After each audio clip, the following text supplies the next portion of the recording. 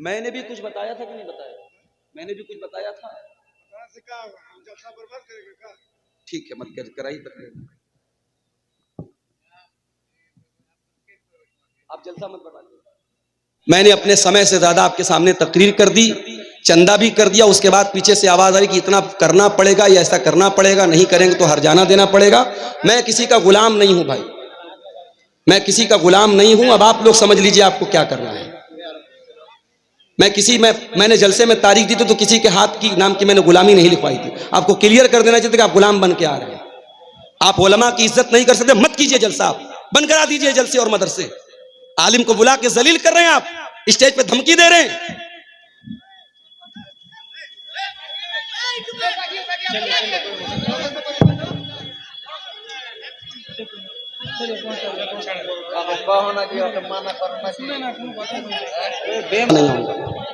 बहुत मुझे आज तकलीफ हुई है, बहुत दर्द हुआ है मुझे।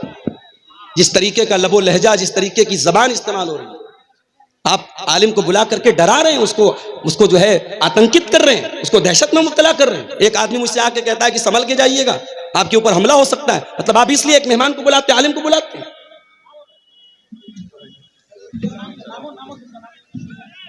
मैं मोहब्बत से, नरमी से बात कर रहा हूं, समझा रहा हूं, आपके फेवर की बात कर रहा हूं, और आप इस तरीके से मेरे साथ सलूक कर रहे हैं।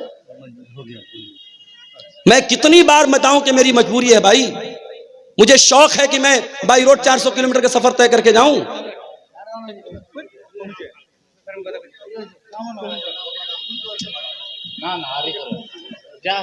वहां सुबह बायोमेट्रिक लगेगी, अंगूठा लगाना है मुझे।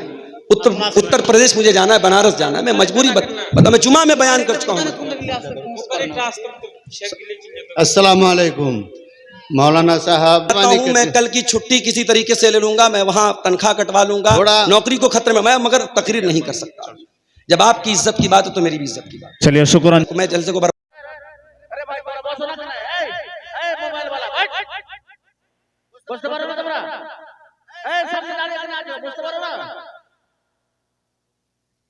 सब लोग বসে যাও তোমরা, বসো।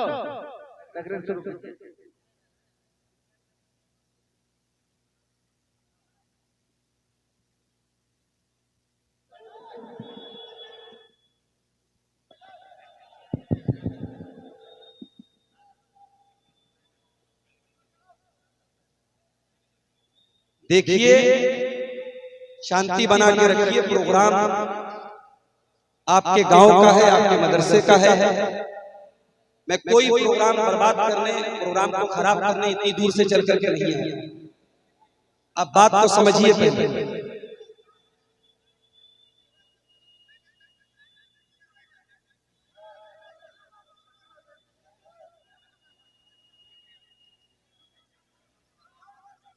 হট্টগোল করছো কেন তোমরা? হট্টগোল করিও না, তোমরা বসো। আরে জালসাটাকে দিনই জালসা, আর তোমরা এটাকে একটা মানে তামাশা বানিয়ে দিয়েছো। কেমন কথা এটা? বসো, সব বসো। এটা যা হওয়ার হয়ে গিয়েছে, তোমরা বসে যাবে। সামনে থেকে তোমরা দাঁড়িয়ে কিনা আছে ভাই? আপনারা একটু আপনারাকে আমি দয়া করে বলছি, আপনারা বসে যান, বসে যান আপনারা। सरपंच साहेब अपने মানে শান্তি হয়ে যান, শান্তি হন। सरपंच साहेब আপনি শান্তি হন। আরে মাদ্রাসার জালসাটা খারাপ হয়ে যাবে, আপনারা শান্তি হয়ে যান। सरपंच साहेब আপনাকে বলছি, আপনি শান্তি হন, জলসাটা বরবাদ হয়ে যাবে। আর আপনারাকে বলছি, আপনারা বসে না কেন? আরে মানুষের কিছু মানে আকীদাটা রাখো। এই দাঁড়িয়ে কেন আছো তোমরা? आप लोग बैठिए, प्रोग्राम को बर्बाद मत कीजिए। बैठिए, आप शांति से बैठिए, बैठिए सारे लोग बैठिए। मेरे भाइयों, मैं बहुत अच्छी तरीके से जानता हूं प्रोग्राम चंदे का है और मेरे पास टाइम बहुत महदूद है। कोहरे का टाइम है, शबनम का टाइम है, और बिल्कुल आप लोग शांत हो जाइए, कोई आवाज ना आए, तकरीर करने दीजिए। ऑलरेडी काफी लेट, यार পরে মুকাররির আছে মৌলানা হোসেন সালফি সাহেব আছে বাংলা মুকাররির পূর্ণিয়া থেকে আছে খুব ভালো মুকাররির আছে শেখের টাইমের ওরকম হয়ে গেছে আমি চলে যেতে মজবুর এটা আর কি বেইজ্জতি করিয়েন না আপনারা ইতমানে বসে মাহौलটা ঠান্ডা করেন আর যা করবেন আরো বদনামি হবে मेरे भाइयों কমিটিকে বলছি এই লোকটিকে হয় মানে এখান থেকে মাঠ থেকে খালি করে দাও না হলে করতে বলো এই লোকটি তোমরা এই ডান দিকে যারা দাঁড়িয়ে আছো হয় তোমরা বসে যাও এই মোবাইল वाला बैठो এই ইউটিউবার বসো বসো এখন বসে যাও তোমরা বসে যাও বসো আরে ওরা কাইনা ফেলে দাও না जी কাইনা ফেলো ওরাকে जी जी अरे हटाओ हटाओ हटाओ भाइयों, शेरशाहबादी कौम पूरी दुनिया में अपनी मेहमान नवाजी और अपनी नरमी के लिए जानी जाती है और मैं 2009 से आपके बीच में आ रहा हूं। मैं यूपी बनारस का रहने वाला हूं। आपने मेहमान के तौर पर बुलाया है, मेहमान की इज्जत का ख्याल रखिए। मुझे आपका प्रोग्राम बर्बाद नहीं करना है, मेरी मजबूरी है, सुबह मुझे बनारस क्लास ज्वाइन करना है। मैं जान पर रिस्क लेकर के यहां से पटना जा रहा हूं, 400 किलोमीटर का सफर है। आपने मुझे 10:30 बजे टाइम दिया, 12 बजे स्टेज छोड़ने को बोला, 12 बजे मैं यहां से निकलूंगा। मैं कभी पटना ट्रेन नहीं पकड़ सकता, सुबह क्लास नहीं मिल सकती, ये मेरी मजबूरी थी। और मैं लास्ट में 10 मिनट इंशाअल्लाह चंदा भी करूंगा और हमारे जो भाई इस मदरसे का ताउन करने के लिए आए हैं मैं उनसे अपील करूंगा। मुसाफिर आदमी हूं, लंबा सफर करके आया हूं, इंशाअल्लाह आपके हक में दुआ करूंगा। आप यहां आके दान दीजिएगा, चंदा दीजिएगा। मेरे हाथ पर जो भी आप 1000, 2000, 5000 चंदा हो सकेगा। आपके मदरसे से मुझे भी मोहब्बत है। मैं बिल्कुल नहीं चाहता कि आपके मदरसे का ये चंदा बर्बाद हो या मदरसे का जलसा बर्बाद हो। इस बात को आप अच्छी तरीके से समझिए। मेरी मजबूरी न होती मैं स्टेज पर ना आता। मेरे भाइयों, हम और आप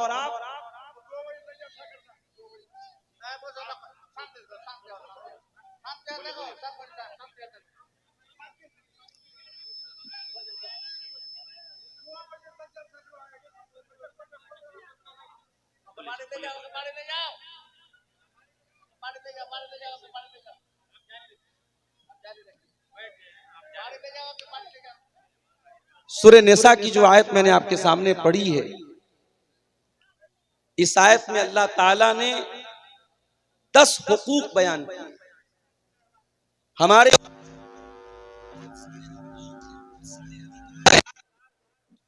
बहुत सारे लोगों की जिम्मेदारी है, बहुत सारे लोगों का कर्तव्य है, रिस्पॉन्सिबिलिटी है। हम इस दुनिया में अकेले नहीं हैं। कोई हमारा बाप है, कोई हमारा भाई है, कोई हमारा चचा है, कोई हमारा पड़ोसी है, कोई हमारा रिश्तेदार है। तो कुरान करीम की जो ये आयत है, सूरह निसा की आयत नंबर 36, सूरह निसा की आयत नंबर 36, इस आयत में अल्लाह ताला ने 10 हुकूक बयान किया। और आज की हमारी तकरीर का जो वक्तव्य का जो विषय है, तकरीर का जो उन्वान है, वो कुरान की इसी आयत के अंदर जो 10 बातें बयान की गई है, वही 10 बातें बयान करूंगा। और उसके बाद इंशाअल्लाह आपके इदारे के लिए चंदा, और उसके बाद मैं आपसे रुखसत हो जाऊंगा। वअबुदुल्लाह वला तुशरिकू बिही शैआ, अल्लाह की इबादत करो और अल्लाह की इबादत के साथ किसी को शरीक न करो। ये पहला हक अल्लाह ने बयान किया। इस धरती पर हम आए हैं, इस दुनिया में हम आए हैं, उस पालनहार की, उस पैदा करने वाले की, उस सृष्टि करने वाले की हमें और आपको इबादत करना है। उसी के आगे सर झुकाना है, उसी से लौ लगाना है, उसी से मांगना है, उसी से डरना है, उसी से मोहब्बत करना है। अल्लाह की इबादत में हमें और आपको किसी को शरीक नहीं करना है। मेरे प्यारे साथी, उसी एक अल्लाह की इबादत का इकरार 5 टाइम की नमाज में हर रकात में हम और आप करते हैं। इय्याका नअबुदु व इय्याका नस्तईन, आय अल्लाह हम तेरी ही इबादत करते हैं और तुझ ही से मदद मांगते हैं।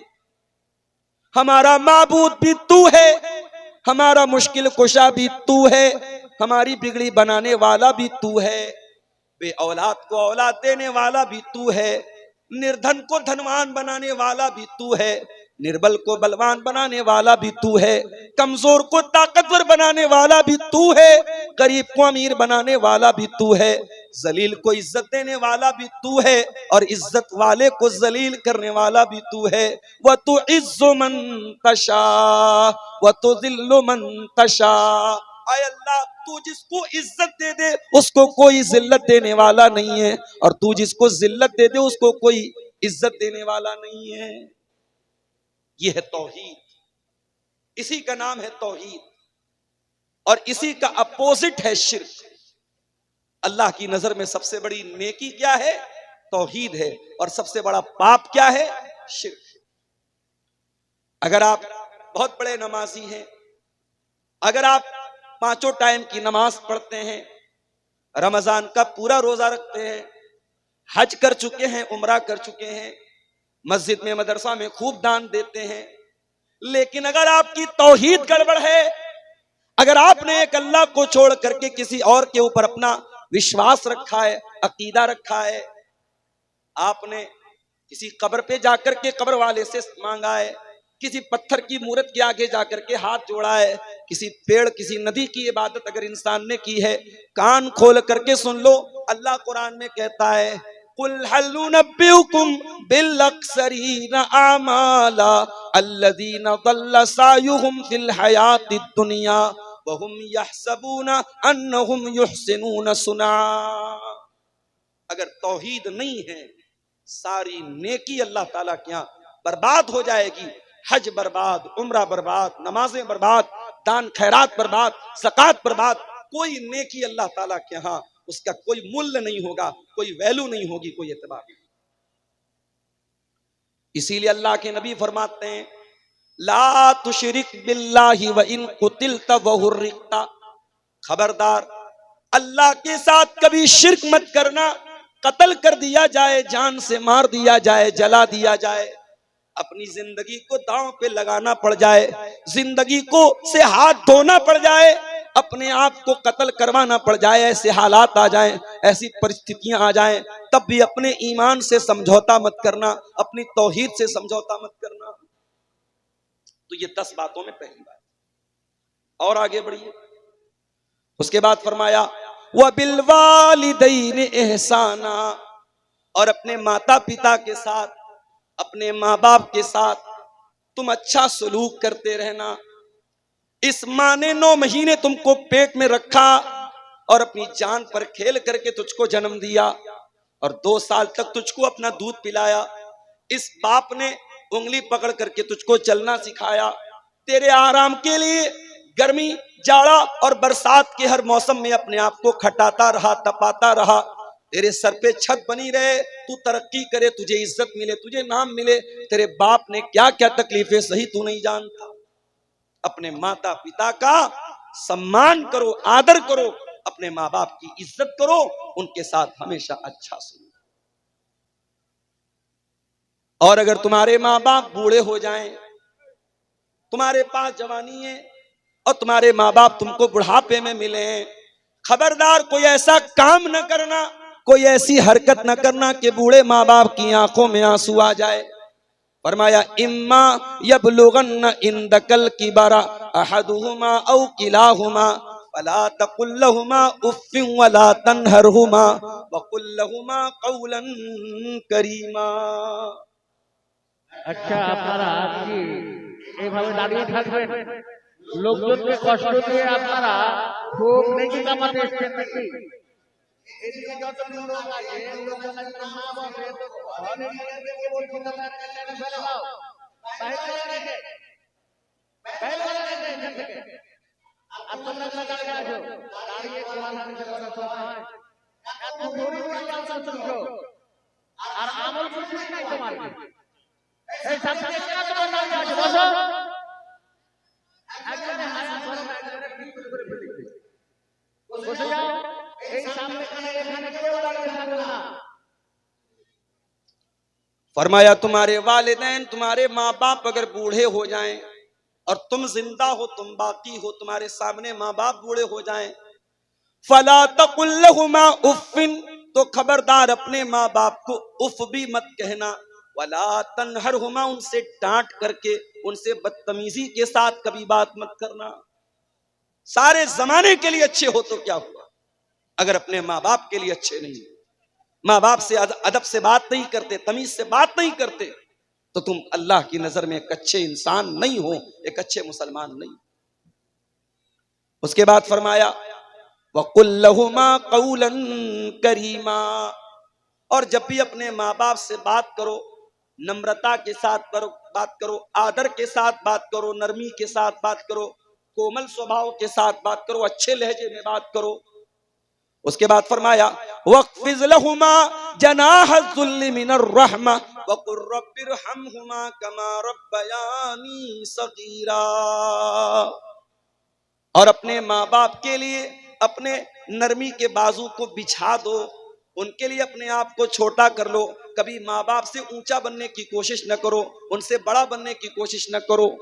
और ये दुआ भी अल्लाह ने सिखा दी, हर बच्चे को, हर लड़के को, हर लड़की को अपने माता पिता के लिए दुआ करनी चाहिए, रब्बिरहमहुमा कमा रब्बयानी सगीरा, ऐ परवरदिगार, ऐ अल्लाह, ऐ हमारे पालनहार, हमारे माँ बाप ने बहुत कष्ट सह करके हमको पाला है, बहुत तकलीफ सह करके हमको पाला है, ऐ अल्लाह तू हमारे माता पिता पर दया फरमा, कृपा फरमा, रहम फरमा, करम फरमा।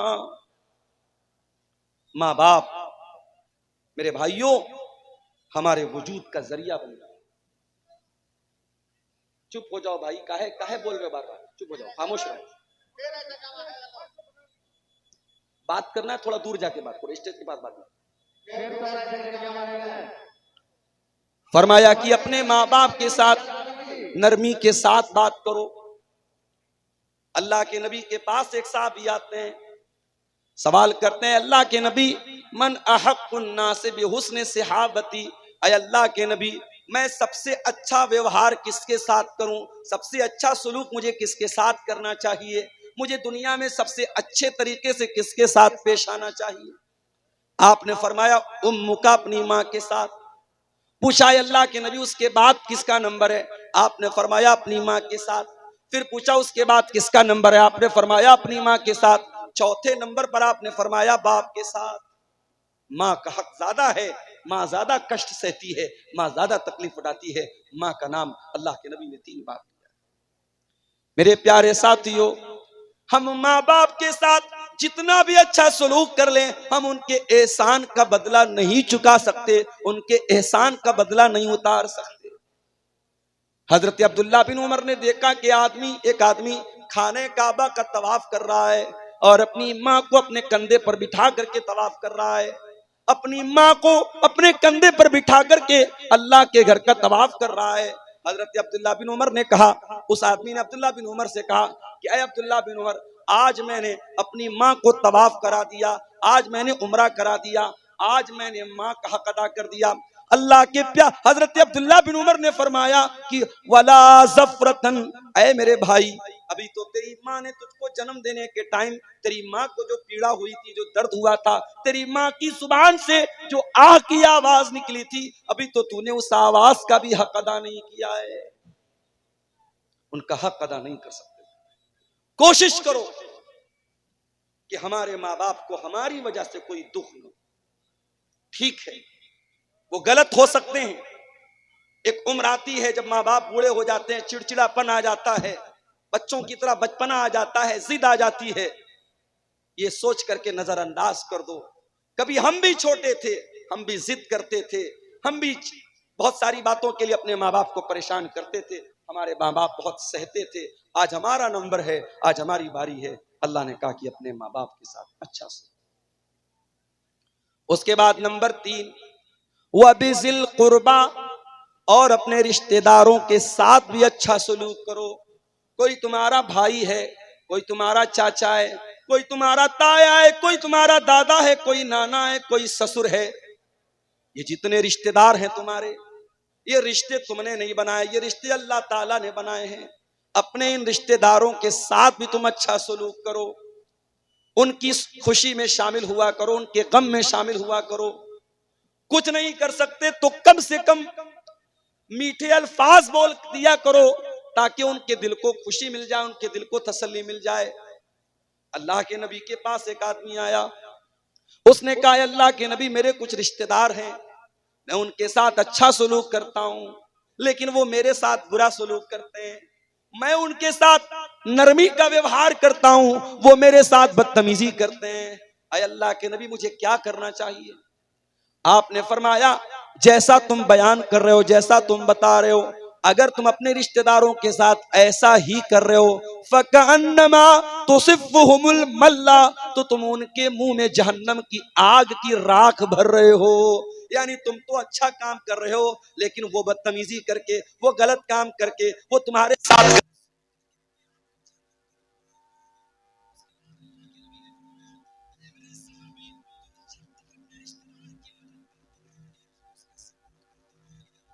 अच्छा सलूक करते रहोगे, अल्लाह का एक फरिश्ता हर वक्त तुम्हारे साथ रहेगा, तुम्हारी मदद करेगा।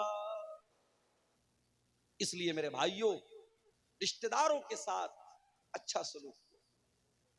जब आप दान देने के लिए निकलें, जब आप ज़कात बांटने के लिए निकलें, जब आप गरीबों की मदद करने के लिए निकलें, तो पहले नजर दौड़ाओ कि मेरे रिश्तेदारों में, मेरे खानदान में, मेरे करीब के लोगों में कहीं ऐसा तो नहीं कि कोई ज़कात का हकदार है, कोई सदका खैरात का हकदार है, कोई मदद का हकदार है, कोई ऐसा है कि हम उसकी सहायता कर सकते हैं, उसकी मदद कर सकते हैं। अगर कोई रिश्तेदार है तो पहले उसकी मदद करो।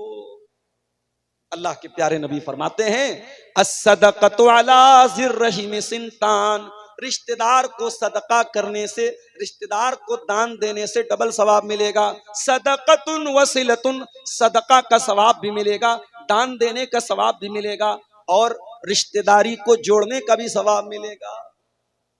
आप लोग तो गांव के रहने वाले हैं, गांव में तो अभी भी बहुत अच्छे हालात, शहर के हालात बहुत बुरे हैं।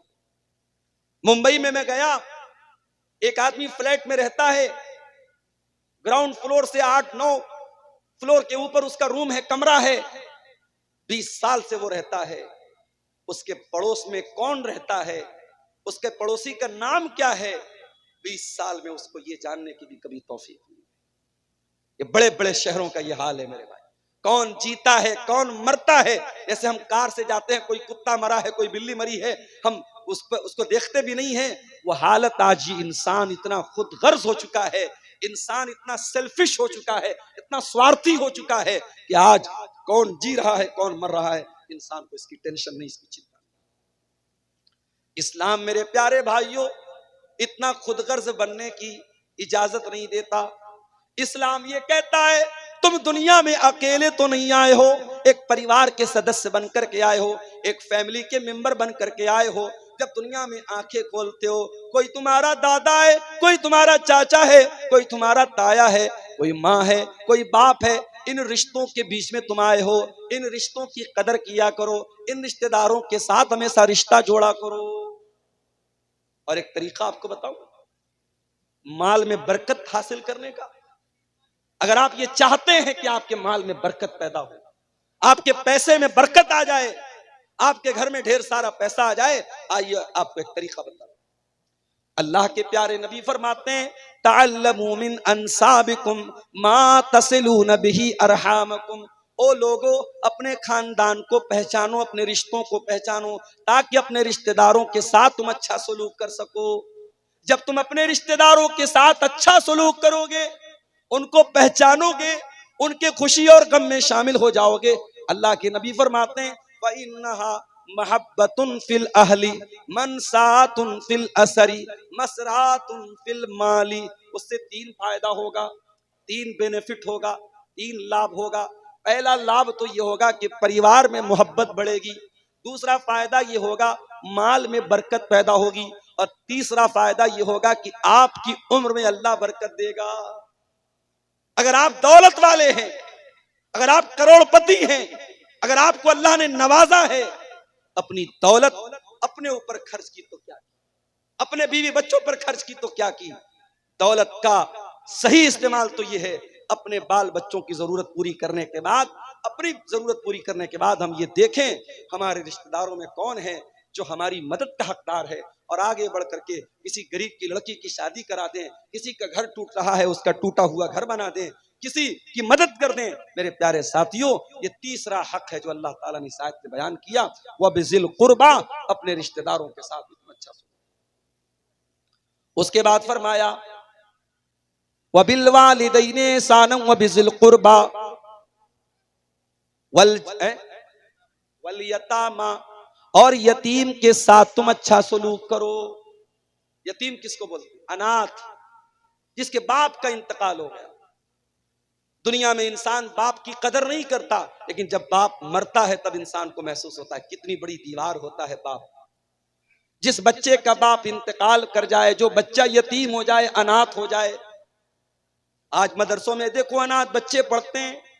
जिन बच्चों के बाप जिंदा हैं वो घर से फोन करते हैं, बच्चों की हाल चाल लेते हैं, बच्चों को पैसा भेजते हैं, कभी कभार मिलने के लिए आते हैं, बच्चों को टॉफी देते हैं, सामान दे देते हैं। सोचो उन्हीं बच्चों में जो बच्चा अनाथ है, जो बच्चा यतीम है, वो बेचारा अपने आप को कितना बेबस महसूस करता है। सारे लोगों को प्यार करने के लिए उनका बाप मौजूद है, मेरा कोई बाप नहीं है, मेरे बाप दुनिया में नहीं है। इसलिए अल्लाह ताला यतीम के साथ, अनाथ के साथ अच्छा सलूक करने का हुक्म देता है। फरमाया वल यतामा, और अपने यतीमों के साथ तुम अच्छा सलूक करो। और माशाअल्लाह देखिए, बच्चा लाया है शादी का कोई सामान, कौन दिया बेटा? मम्मी दी।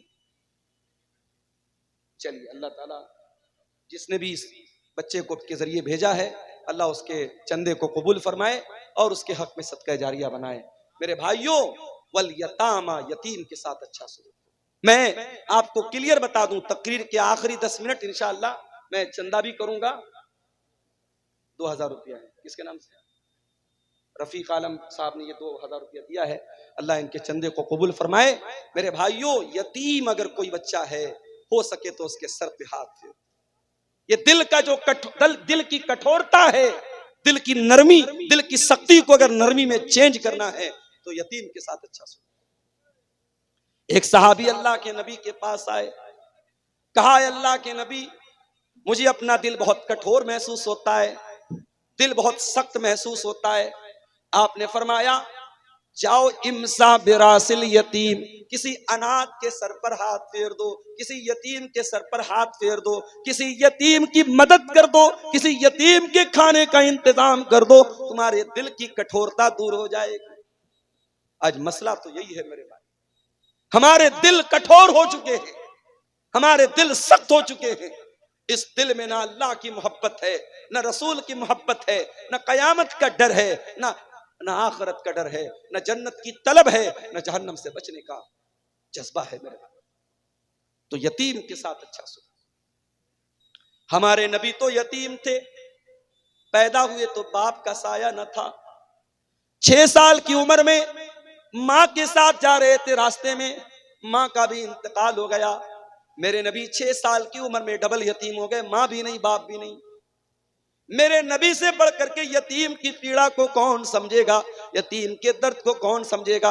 इसीलिए अल्लाह के प्यारे नबी फरमाते हैं, अना वकाफिलुल यतीम कहातैन, मैं और यतीम की परवरिश करने वाला, मैं और यतीम को पालने वाला, यतीम का भरण पोषण करने वाला। कयामत के दिन ऐसे आएंगे। आपने अपनी दोनों उंगलियों से इशारा किया। इसलिए यतीम, अगर आपके समाज में, आपके गांव में कोई बच्चा यतीम है, हो सके तो उस यतीम की परवरिश अपने जिम्मे ले लो।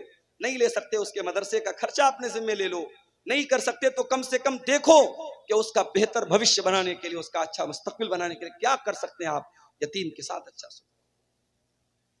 उसके बाद फरमाया वल जारि ज़िल कुर्बा, और अगर तुम्हारा कोई ऐसा पड़ोसी है जो पड़ोसी भी है और रिश्तेदार भी है, पड़ोसी भी है और चाचा भी है, पड़ोसी भी है और ताया भी है, पड़ोसी भी है और चचेरा भाई भी है, अगर तुम्हारा पड़ोसी तुम्हारा रिश्तेदार है तो उसके साथ भी तुम अच्छा सलूक करो। और कुछ उलमा का कहना है कि वल जारि ज़िल कुर्बा का मतलब पड़ोसी हो और मुसलमान। इस्लाम तो वो धर्म है मेरे भाइयों, इस्लाम तो वो मजहब है, अगर आपका पड़ोसी मुसलमान नहीं है, नॉन मुस्लिम है, हिंदू है, सिख है, ईसाई है, किसी भी मजहब का मानने वाला है, आपका पड़ोसी किसी भी संप्रदाय से, किसी भी वर्ग से, किसी भी जाति से, किसी भी धर्म से ताल्लुक रखता है, इस्लाम ये कहता है अपने पड़ोसी को तकलीफ न पहुंचाना, अपने पड़ोसी के साथ अच्छा सलूक करना। अल्लाह के नबी फरमाते हैं ला युमिन वल्लाहि ला युमिन वल्लाहि ला युमिन। अल्लाह की कसम खा करके अल्लाह के नबी ने 3 मरतबा फरमाया वो इंसान मोमिन नहीं है, वो इंसान मोमिन नहीं है, वो इंसान मोमिन नहीं है। साहबा ने पूछा कौन है अल्लाह के नबी? आपने फरमाया मन ला यामन जारुहु बवाइकहु, जिसका पड़ोसी उसकी तकलीफ से महफूज न हो, जो अपने पड़ोसी को तकलीफ पहुंचाता हो, वो इंसान मोमिन नहीं हो सकता। इस्लाम तो वो दीन है मेरे भाई। आपके घर में गोश्त बन रहा है, आपके घर में सब्जी बन रही है, आपके घर में दाल बन रही है, आपके पड़ोसी के बच्चे भूखे हैं, अल्लाह के प्यारे नबी फरमाते हैं इज़ा तबख्त मरकतन फअक्सिर माअहा, जब तुम झोल बनाओ, जब तुम सालन बनाओ, जब तुम शोरबा बनाओ, तो उसमें पानी थोड़ा सा बेशी कर दो, पानी थोड़ा सा बढ़ा दो, ताकि तुम्हारे पड़ोसी के भूखे बच्चे भी उसमें से खा लें। ये इस्लाम की शिक्षा है, ये इस्लाम की तालीम है। अपने पड़ोसी के साथ अच्छा सलूक।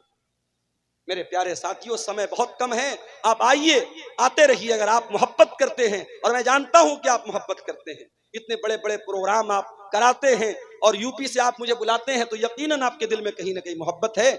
आप आगे बढ़िए और अल्लाह ने जितना नवाजा है दिल खोल करके आइए।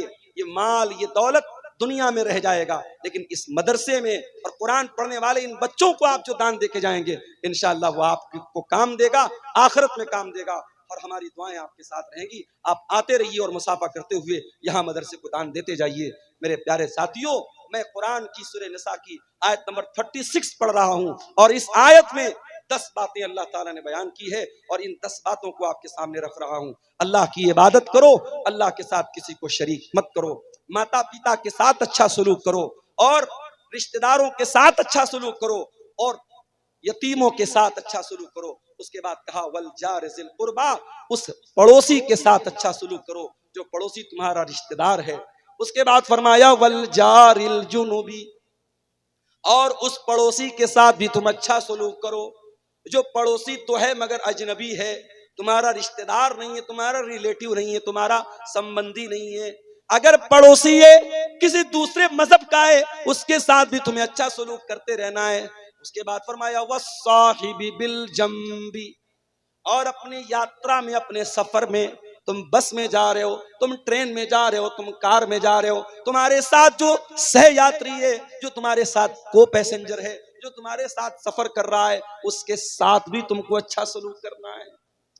यहाँ ट्रेन पर हम देखते हैं साहब, ट्रेन के डब्बे के बीचों बीच जाए नमाज बिछा करके नमाज पढ़ने लगते। गलत है, ये इस्लाम की शिक्षा नहीं है। किसी दूसरे का आप आना जाना बंद करके, उसका रास्ता बंद करके आप नमाज पढ़ें। किसी ने वीडियो बना के वायरल कर दिया तो 1-2 जगह केस भी हो गया, वो केस ना भी हो तब भी इस्लाम की ये शिक्षा नहीं है। मेरे भाई, आप ट्रेन में हैं, अगर आप रिजर्वेशन करा के जा रहे हैं और आप आराम से अपनी सीट पर बैठ करके नमाज पढ़ सकते हैं, अपनी सीट पर बैठ करके नमाज पढ़ लीजिए, कोई मसला नहीं।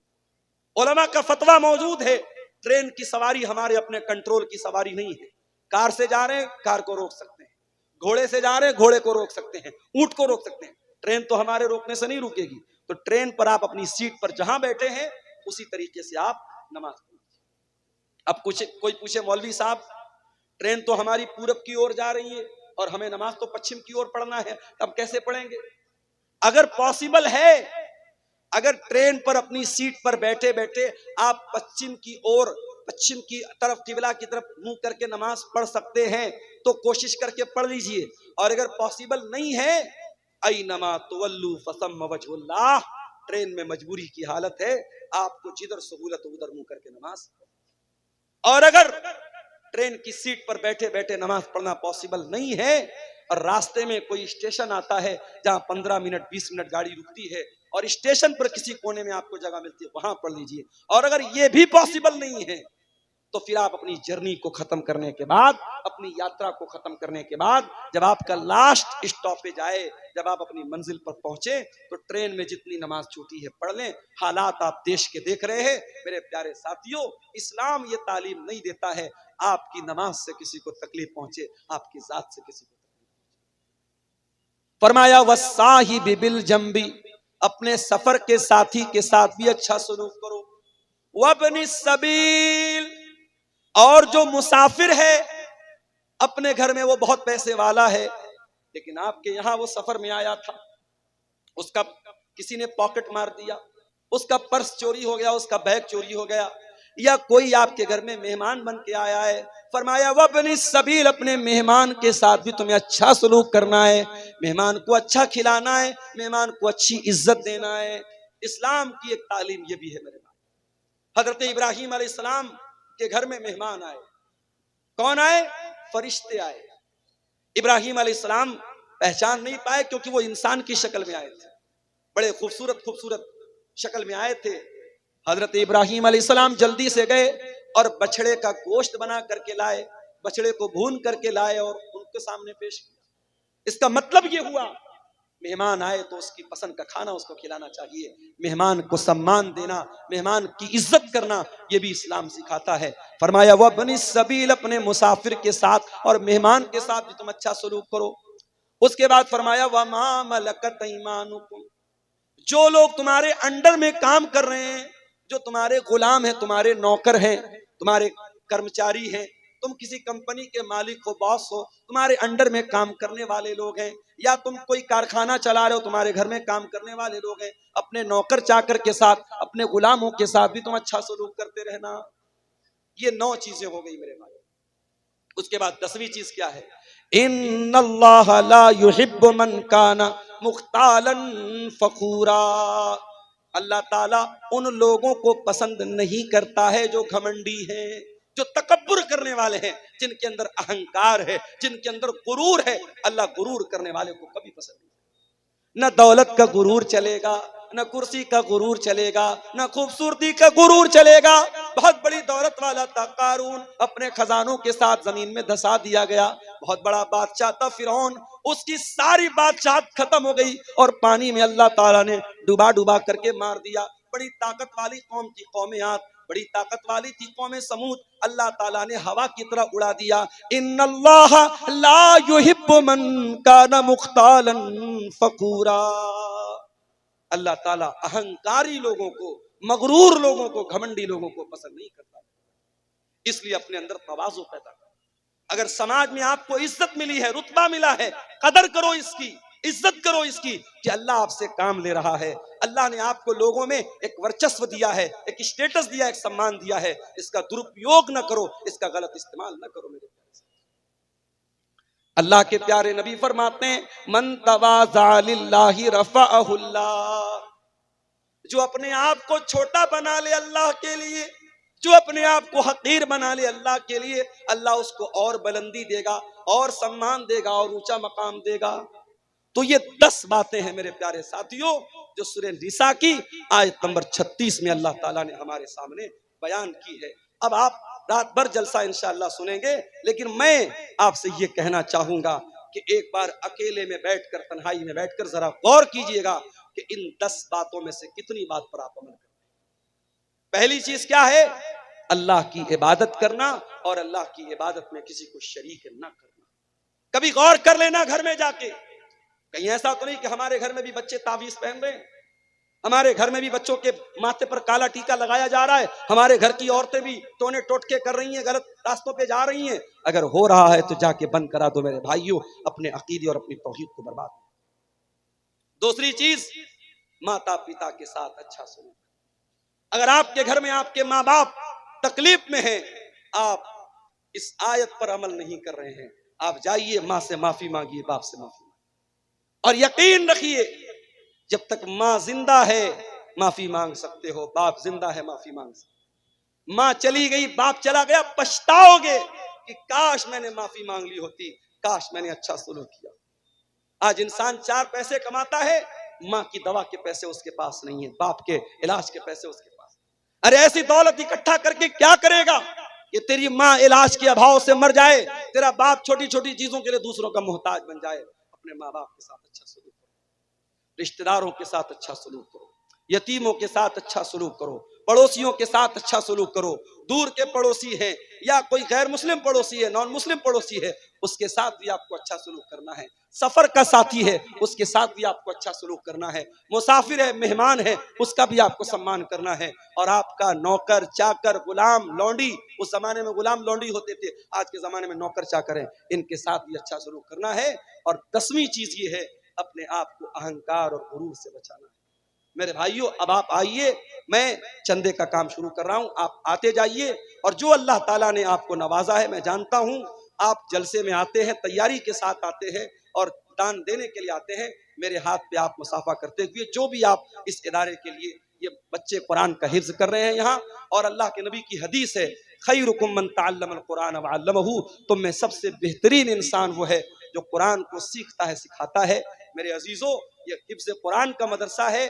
और आप, मैंने देखा कई लोगों ने कुरान भी यहाँ पे मदरसे के बच्चों के लिए दिया है। आप कुरान भी दे सकते हैं, आप रकम भी दे सकते हैं। इन बच्चों के साल भर के तालीम पर और इनके खान पान पर जो खर्च आएगा, उसमें भी आप ताउन कर सकते हैं। आप आगे बढ़िए और इस मदरसे का ताउन मेरे हाथ पे आप करते हुए जाइए।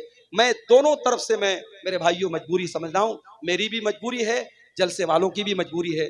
हम जानते हैं जलसा चंदे के लिए होता है, इदारे के लिए होता है। कोई भी जलसे वाला ये नहीं चाहेगा इतना बड़ा जलसा और इतना बड़ा पिंडाल लगाने के बाद जो उसका एक टारगेट है जलसे का, और मदरसे को जो एक रकम चाहिए, अगर वो रकम ना हो तो ये मकसद फेल हो सकता है। ये हमारे किसी भाई ने 500 रुपया दिया है। आइए आगे बढ़िए, मत बैठे रहिए, उठ करके आइए।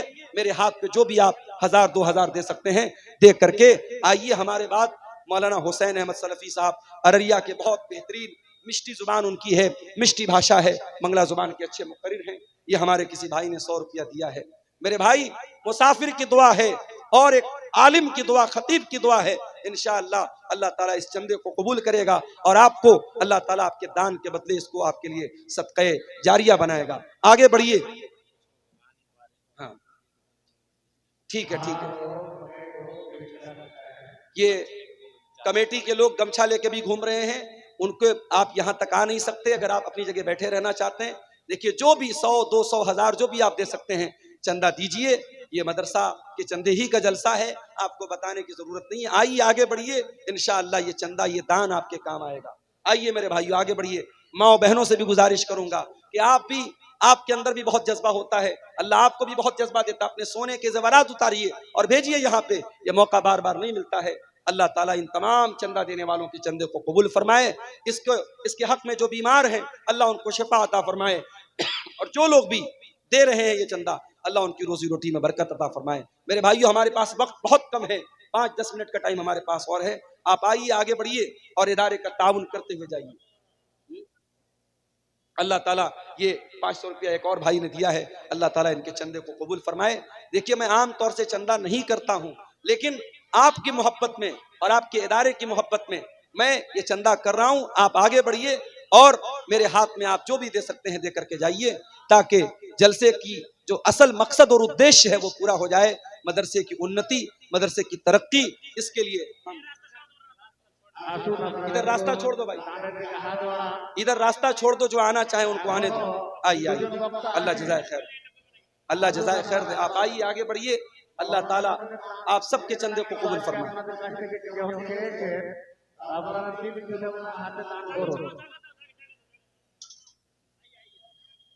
आसन आसन आसन आसन दान दिन।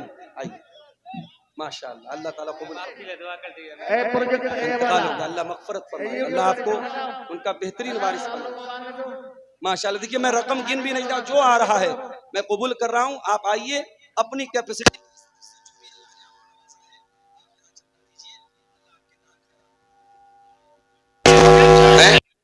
और आप सब सुकून से बैठिए।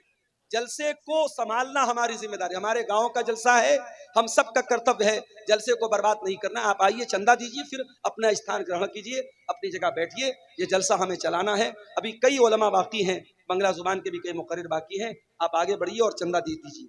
अल्लाह ताला आप सबके चंदा को, सदका खैरात को कबूल फरमाए। आइए आगे, रास्ता छोड़ दीजिए भाई, जो आना चाहे आने दीजिए, आने दीजिए। इधर सामने का भी रास्ता छोड़ दीजिए। आइए, जज़ाकल्लाह खैर, अल्लाह कबूल फरमाए। आइए भाई, कुछ गमछा देकर के किसी को भिजवा दीजिए, जो भी दे सकते हो दें। जज़ाकल्लाह खैर, अल्लाह ताला आप सबके चंदे को कबूल फरमाए।